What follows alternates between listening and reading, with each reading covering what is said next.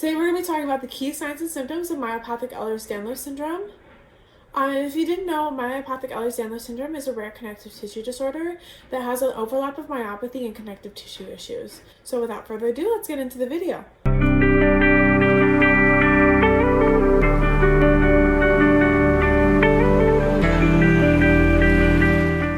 So we're going to start off with the musculoskeletal system or generalized symptoms.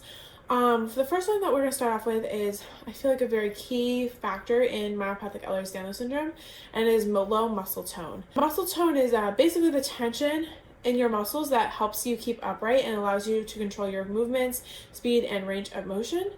When we say someone has low muscle tone or muscle hypotonia, it means their muscles are a bit floppy. They tend to just not work quite as well. They don't provide the usual support. People with low muscle tone have to work harder to move or maintain good posture. This is usually seen at birth in MEDS. It typically improves over time. Kind of along the same lines is delayed gross motor development. Motor skills are the actions we use specific muscles for to perform certain tasks, such as like big movements like rolling, crawling, and walking. In delayed gross motor development, a child may struggle with these activities compared to other kids their age. It might take longer for somebody with MEDS to walk, for example. But the great news is that they eventually do learn how to meet these milestones with good support and therapy. Now let's talk about a hallmark symptom of EDS in general, and that includes myopathic Ehlers-Danlos syndrome, and that is joint issues, such as joint hypermobility. Joint hypermobility is when your joints can move beyond a usual range of motion. In MEDS, it's especially common in the hands and feet. This can also lead to issues with stability or discomfort. Let's break that down. Think of a joint as the connective point between two or more bones.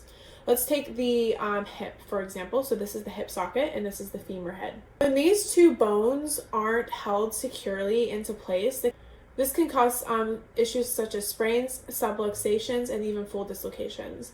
So this is a normal joint, right? It moves around like this, right? So when you have loose ligaments and tissues that hold this into place, it can be a little bit more able to move a little bit more like this. So then we can see some things called subluxations or even full dislocations. Subluxation is when the joint moves out of place but is not completely out of the socket. A full dislocation is when that joint is completely displaced. So these happen a lot in people with EDS across the board, but also happen in myopathic Ehlers-Danlos syndrome as well. This instability can make everyday movements more challenging and increase the risk of injuries. Now, along the same lines with joints, there's also something called joint contractures that happen with myopathic Ehlers-Danlos syndrome, which is almost a little bit of the opposite of joint instability. This contracture happens when tissues around the joint tighten, making it difficult or impossible for the joint to move normally. In MEDS, these contractures are often present at birth and are typically seen in the knees, hips, and elbows. This can lead to limited mobility and may require treatment to manage over time. Something else that happens in myopathic Ehlers-Danlos syndrome is hip dysplasia. This condition, sometimes also called congenital hip dislocation, happens when the hip joint doesn't form correctly at birth. Normally, your hip is a ball and socket joint, like we were looking at before, where the ball, this is the top of your femur, and then this is that socket in your pelvis. With hip dysplasia, that socket is a little bit more flat. It's too shallow, which means that ball doesn't fit properly and has more room to move. This can lead to that unstable hip, causing pain and difficulties with walking. This usually needs to be treated at some point after birth. So as a generalized symptom, people with EDS tend to have chronic pain. Now, everybody's pain is different, and this can lead to things like joint pain, muscle pain, or nerve pain. And every single person I've met with EDS has a different way of describing their symptoms of pain and how severe it is. Some people have more severe pain, some people have very mild pain, but pain typically across the board is a symptom that is seen throughout all of EDS. So let's talk a little bit more about the muscle fibers. Myopathy, which is in the name of myopathic Ehlers-Danlos syndrome, is a general term for conditions that affect your muscle fibers. In people with MEDS, muscle biopsies often reveal changes in these fibers, such as variation in their size. This helps explain the muscle weakness that many experience, Essentially, myopathy means that your muscles aren't working as they should, which can affect overall strength and movement. Now, along those same lines, muscle atrophy is a problem as well. Muscle atrophy is when your muscle tissue thins out or shrinks. This is also known as muscle wasting. The loss of muscle mass can lead to a loss of strength and overall function. Let's talk about the spinal manifestations of myopathic Ehlers-Danlos syndrome. The first one we're going to talk about is kyphosis. Kyphosis is an abnormal forward curve in the spine that causes the upper back to look more rounded. Kyphosis is typically present at birth in people with EDS. So if we're looking at the side view, your spine kind of goes like this, like a little curve at the top, little curve, and then a little curve at the bottom, right? With kyphosis, that curve at the top is extra curved. It is more rounded. Another spinal manifestation of EDS is scoliosis. So if we're looking at the back side this time, it's supposed to be completely straight up and down. People with scoliosis have an S or a C curve in their spine, which causes some issues as well.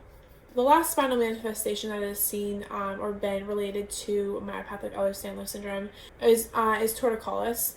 Torticollis occurs when the neck muscles involuntarily contract and cause the head to tilt or twist to one side. This is when these muscles right here contract so bad that people's neck gets stuck like this. Now let's talk about the skin. So one of the most common features across the board, again, with Ehlers-Danlos syndrome in general, is skin hyperextensibility. This simply means that your skin can stretch further than normal. In some conditions, like EDS, this extra flexibility is a common feature, giving the skin a notably stretchy quality. And then also people with EDS tend to scar a little bit weird. In myopathic Ehlers-Danlos syndrome, you see two different types of scarring, atrophic and hypertrophic scars. Hypertrophic scars are thick red raised scars that can cause some like itchiness and pain. Atrophic scars are scars that have been widened and thinned, causing them to appear sunken. It almost looks like little stretch marks in a scar.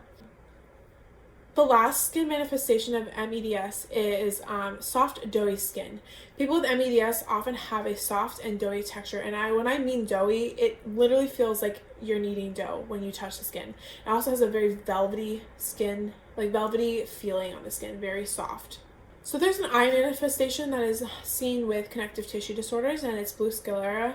Sclera is the protective outer layer of your eye. Usually it is white and opaque, but when the collagen fibers in the sclera are thin, it becomes more transparent. This allows that underlying tissue to show through, giving your eyes a bluish tint.